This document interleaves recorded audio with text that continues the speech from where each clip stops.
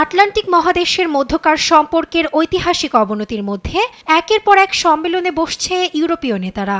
বৃহস্পতিবার বেলজিয়ামের রাজধানী ব্রাসেলসে বসে ইউরোপীয় নেতাদের আরও একটি শীর্ষ সম্মেলন। সম্মেলনে প্রতিরক্ষা ব্যয় বৃদ্ধির বিষয়ে একমত হন ইউরোপীয় নেতারা। সেই সঙ্গে ইউক্রেনের প্রতি প্রায় সবাই সমর্থন জানান।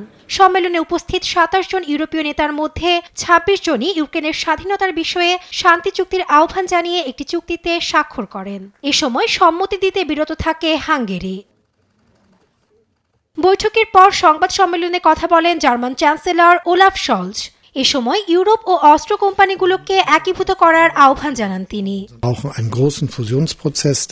আমাদের ইউরোপ ও অস্ত্র শিল্পে একটি বৃহৎ একীভূতকরণ প্রক্রিয়া প্রয়োজন। আমাদের এই কোম্পানিগুলোর সঙ্গে সক্রিয়ভাবে কাজ করার সুযোগও প্রয়োজন। দ্বিতীয়ত, আমাদের নিশ্চিত করতে হবে যে প্রতিটি সদস্য রাষ্ট্রগুলির অস্ত্র ও সরঞ্জাম প্রকল্পগুলিতে জড়িত হওয়ার সুযোগ পাবে। আজ আমি এখানে যা বলেছি তার প্রতি প্রচুর সমর্থন পেয়েছি।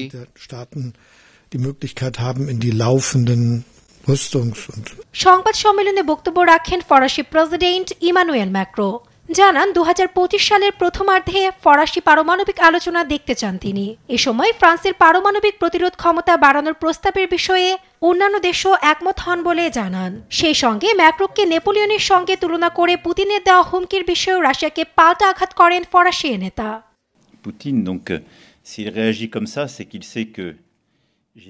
আমি যা প্রস্তাব করেছি তা হলো ফ্রান্সের পারমাণবিক প্রতিরোধ ক্ষমতা অন্যান্য ইউ দেশগুলোতে সম্প্রসারিত করার বিষয়ে আলোচনা শুরু করতে। আমি প্রেসিডেন্ট পুতিনকে ভালো করে চিনি। যদি তিনি আমার ভাষণের এরকম প্রতিক্রিয়া দেখান, তবে এর কারণ হলো তিনি জানেন যে আমি সত্য বলেছি।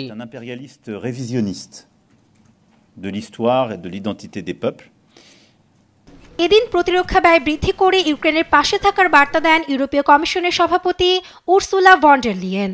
এ সময় ইউরোপীয় ইউনিয়নের সদস্য রাষ্ট্রগুলোর সমর্থন নিয়ে ট্রাম্প শান্তির লক্ষ্যে কাজ করতে পারেন বলে মন্তব্য করেন তিনি।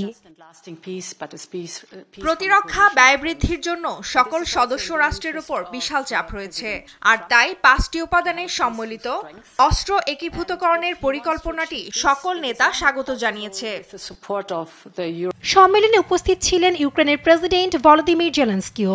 সদস্য দেশগুলোকে $১৬২ বিলিয়ন পর্যন্ত ঋণ প্রদানের বিষয়টি এ মাসের শেষে আরেকটি বৈঠকে তোলা হতে পারে বলেও জানান নেতারা। নাসরিন আক্তার, নিউজ ডেস্ক, দেশ টিভি।